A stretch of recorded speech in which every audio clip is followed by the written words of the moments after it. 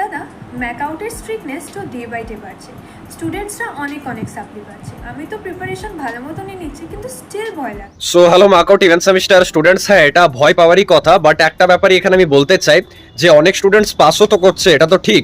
তো যারা পাস করছে তাদের নিশ্চয়ই কাকু জেঠু মামা মাসি পিসি তারা নিশ্চয়ই মার্কআউট ইউনিভার্সিটিতে কাজ করে না। তো তারা তাহলে কেন পাস করছে এটা তোমাকে বুঝতে হবে।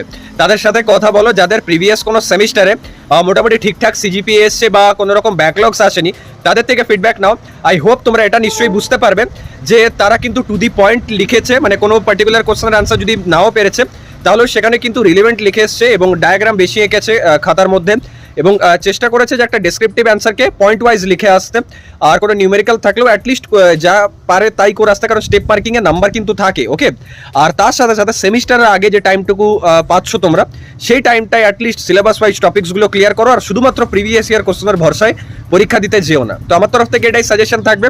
বাকি যদি সাজেশনটা শুনেছো, আই হোপ এক্সাম তোমাদের ভালো হবে, ব্যাকলগস আসবে না, সিজিপিএ ঠিকঠাক আসবে। আর যদি না শুনে পর অ্যাজ ইট ইজ পিওয়াইকিউ পড়ে অর্গানাইজারের ভরসায় পরীক্ষা দিতে গেছো, দেন ব্যাকলগস আর হার্টিলি ওয়েলকাম। থ্যাংক ইউ, দেখা হচ্ছে নেক্সট ভিডিওতে।